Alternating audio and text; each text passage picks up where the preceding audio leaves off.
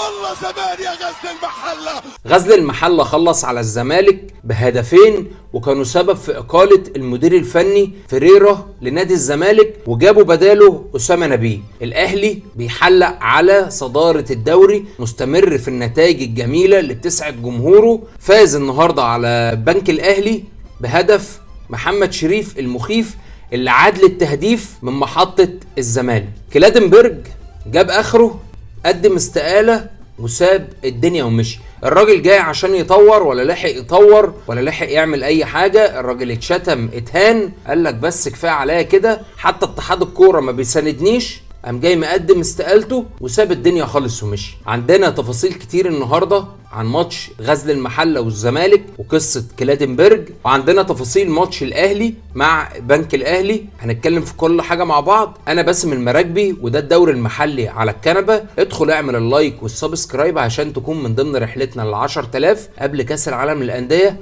ويلا بينا نتكلم في كل التفاصيل.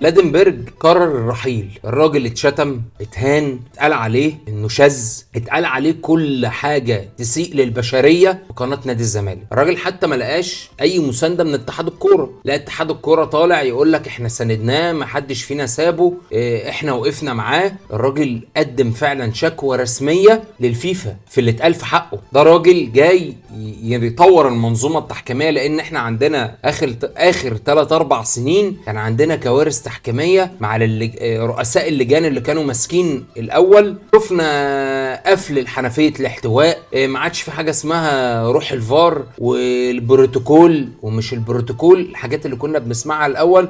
في اخطاء تحكيميه، الاخطاء التحكيميه دي هتفضل مستمره حتى لو جبنا مين، بس اخطاء مقبوله واخطاء غير مقبوله. الراجل قال لك جابولي واحد اسمه توفيق السيد. توفيق السيد ده مهمته، هو ده على لسان كلادنبرج، ان هو يساند الزمالك. هتقول لي في اختلاف ما بين التحكيم الموسم ده والموسم اللي قبله. هقول لك برضو في اخطاء، مش هنقول ان مفيش، بس الاخطاء بقت يعني اخطاء عاديه طبيعيه. انما الاول كنا بنشوف ضربات جزاء من وحي الخيال، مجرد ان اللاعب ينط في البسين بتاع ال18 حكم تيت يصفر ضربه جزاء وكروت حمراء، وكنا بنشوف حاجات غريبه. الراجل زهق، الراجل اللي جاي يطور سابوه يمشي. طبعا احنا مش مستنيين بقى نرجع للعهد القديم يجيبوا اي اسم من الاسماء اللي كانت موجودة او مش موجودة ونرجع تاني الموضوع بقى روح البروتوكول والاحتواء والكوارث التحكيمية والمهازل التحكيمية، وكل واحد يحط الحكم اللي على مزاجه للماتش اللي على مزاجه. يا جماعة احنا بنطور نفسنا، احنا ليه بنرجع؟ طبعا ما ينفعش راجل زي ده يعني يتشتم ويتهان من ايا كان، من اي حد. ده راجل رئيس لجنة الحكام، لازم اتحاد الكورة يبقى واقف في ظهره ويسانده، ما يرمهوش. راجل لما لقى نفسه ما بتدافعش عنه وبتقال في حقه اصعب الحاجات اللي ما ينفعش تقال في حق بني ادم، الراجل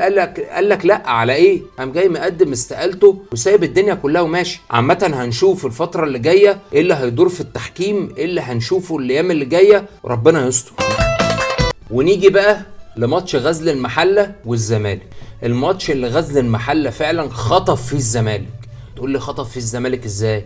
هقول لك ان من اول 4 دقايق غزل المحلة اتقدم على نادي الزمالك بانفراد، يعني كرة ملعوبة في وسط المدافعين اللي برضه هنفضل نقول عايشين في السرحان، عايشين في التوهان. الزمالك النهاردة لا كان عنده دفاع ولا كان عنده نص ملعب ولا كان عنده هجوم ولا كان في فرقة، مفيش فرقة. سيبك من موضوع الشوط الثاني والاستحواذ الكامل وحاطين غزل المحلة في منطقة جزائهم. ما هو طبيعي فرقة كسبانة 2-0 الشوط الاول مش هتنزل تفتح يعني الخطوط وبيلعب قدام الزمالك ويلا بقى اجري كده وانا يخش فيها التعادل والدنيا تبقى كده.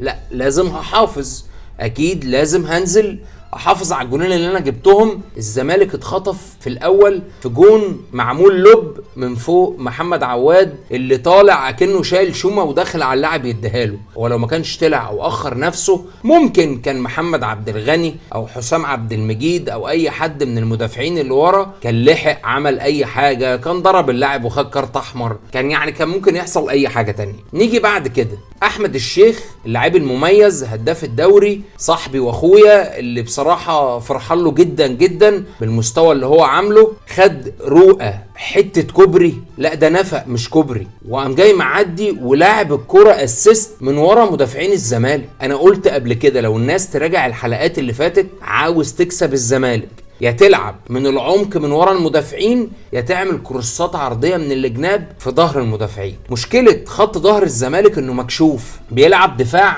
متقدم، بيتقدم لقدام، ما بيعملش حتى العمق مثلا بواحد، مش مأخر واحد، ويجي الندري يحط الهدف الثاني ويطلع الشوط الاول على كده 2-0 لغزل المحله. طب طبيعي فرقه كسبانه 2-0 وجمهور الزمالك يعني واصل كده سلسله من السب في لعيبته، وشفنا ان النهارده الماتش كان 3/4 قناه اون كانت كاتمه الصوت بسبب ان جمهور الزمالك كان بيهاجم لعيبته. وبصراحه ربنا عندهم حق، انت من اول ما بدات سنه 2023 ولحد دلوقتي الزمالك ما قدمش نتيجه حتى ايجابيه، لا ده كلها سلبيات وهزايم وخروج من كاس وحاجات غريبه وتصريحات. شفنا كل حاجه مع الزمالك في اول من اول ما سنه 2023 بدات لحد دلوقتي، ويا ترى 2023 مخبيه ايه للزمالك؟ شكلها مش هتبقى سنه كويسه كده من بدايتها على الزمالك وجمهوره. دخلنا في الشوط الثاني. الشوط الثاني طبيعي انا فرقه كسبانه 2-0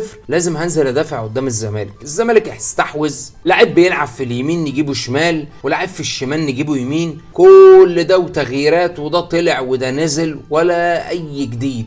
جت ضربة جزاء سددها احمد سيد زيزو. عايز اشيد باداء الحارس بتاع غزل المحله احمد ميهوب. الحارس ده ليه مستقبل كويس جدا، يعني لا هاب الزمالك ولا الكلام ده، الراجل حمى عرين غزل المحله وتصدى لهجمات كتير جدا كان بتعمل من نادي الزمالك في منطقه جزاء المحله. لا الراجل كان تمام. عدى الشوط الثاني بنفس السيناريو، الزمالك ضاغط بس مفيش فينش، كله بعيد. خسر الزمالك 2-1 واستمر في نتائجه السيئة بقى، مش هنقول السلبية. بعد ما الماتش خلص دخلنا بقى على ماتش تاني، هو إقالة فيريرو. الراجل فعلا كان واقف على الخط خلاص، شبه رمى المنديل بلغة لعبة الملاكمة. خلاص الراجل استسلم. لعبته ساذجة، ما عندهمش روح، مفيش انتماء، ما بيحاربش على التيشيرت اللي هو لابسه، في هبوط كبير جدا في المستوى البدني، ودي حاجة بقى على فكرة بقت عليها علامة استفهام كبيرة جدا.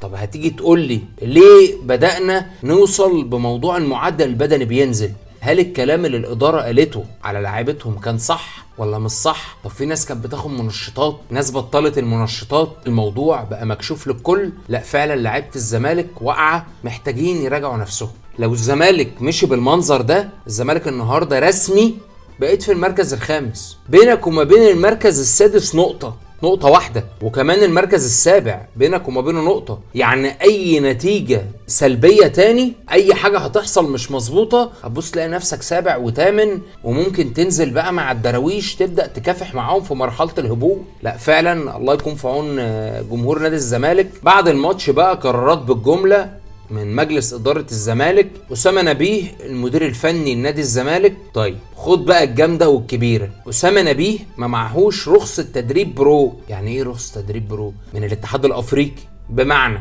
ان الزمالك لما يجي يلعب في بطولة دوري ابطال افريقيا، اسامه نبيه مش هيبقى واقف على الخط تحت بيدي تعليمات، هيبقى قاعد في المدرج. دي كارثه برضو تانية. فهنشوف الزمالك رايح فين، ايه اللي هيحصل الفتره الجايه في الزمالك. الزمالك عنده ماتش خلاص كمان كام يوم مع فيوتشر، وفيوتشر هو دلوقتي المنافس ما بينه وما بين النادي الاهلي. الاهلي في المقدمه وفيوتشر الثاني بفرق 6 نقط. اكيد فيوتشر مش عايز يحل من المركز ده، بالنسبه له حاجه كويسه. طيب تعالى كده يا زملكاوي اكلمك في حاجه كده جميله. افرض النهارده اعتمدوا نتائج الدور الاول والاتحاد الافريقي قال لك هات لي بقى ايه، مين اللي هيخش بطوله افريقيا. النهارده الزمالك مركز خامس، الاربعه اللي فوق هو الاهلي وفيوتشر وبيراميدز والمقاولين. كده الزمالك لا هو في دوري ولا هيبقى في دوري ابطال افريقيا ولا في الكونفدراليه.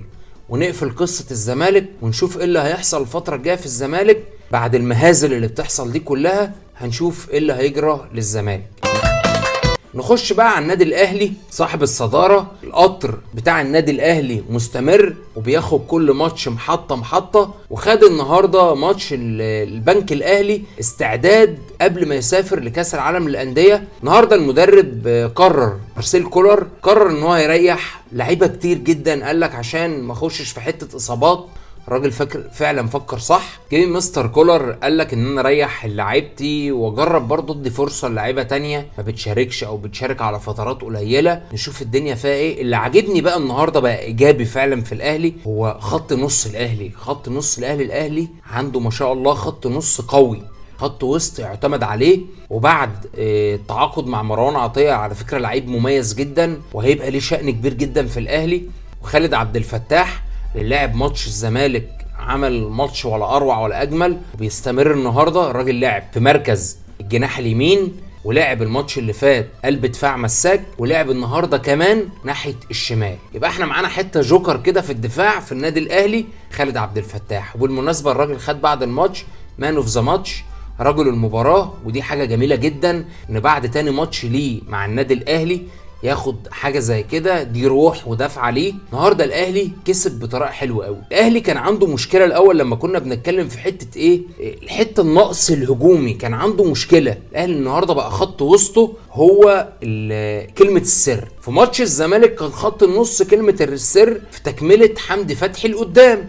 النهارده نفس الموضوع بالظبط في الجون اللي جابه الاهلي. مروان عطيه كان في منطقه ال 18 لا كمان كان مكمل وهو اللي كان رايح يشوط في منطقه ال6 ياردة على ابو جبل، واتردت لمحمد شريف اللي عامل متابعه على الكوره وجاب الهدف وهو كان هدف الفوز. الاهلي بيستمر في الصداره 37 نقطه بعيد عن فيوتشر ب6 نقط. طبعا الفرق ما بينه وما بين الزمالك وصل ل 11 نقطه. هنشوف الاهلي خلاص هيستعد لسفره للمغرب، بيلم بقى لعيبته وبيلم حاجته كلها ويطلع على المغرب عشان يعمل لنا بطوله كاس العالم للانديه زي ما جمهور النادي الاهلي اعتاد وتعود. وان شاء الله التوفيق للنادي الاهلي وباذن الله يحقق مركز كويس في كاس العالم للانديه عشان يسعد جمهوره وجمهور مصر. ما هو الاهلي هو اللي بيسعد مصر كلها. في حاجه كده الكهرباء كانت جميله في شركه اتصالات في مصر اعلنت ان كهرباء يكون بطل للاعلان بتاعها عشان تدعم اللاعب في سداد الغرامه بتاعته، ودي حاجه كويسه جدا. اللاعب بصراحه ربنا يعني في ماتشين 2 لعبهم لا موجود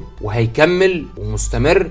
وبالمناسبه على فكره الاهلي استغل قصيدة السب اللي اتقالت في حقه من بعد ماتش القمة وخد كل الكلام ده ترجمه على سدهاية وبعت لجنة الانضباط في الفيفا. دي حاجة هتنضم لقضية كهرباء على فكرة، ممكن تسنده ان اللعيب قالوا في حقه كلام مش كويس، اتسبب ابوه وامه. انا مش عارف كرة ايه اللي توصل الناس لمرحلة السب، انك تغلط في الاهل، تغلط في الزوجة، تغلط في الام. يا جماعة دي مش كورة والله العظيم 3، ولو ده هتبقى كورة بلاشها. يعني الراجل عماد متعب المحترم اتقال عليه كلمتين 2، اصل عماد متعب متجوز ملك الجمال. يا سيدي احنا يعني الراجل له احترامه وتقديره وزوجته لها احترامها وتقديرها.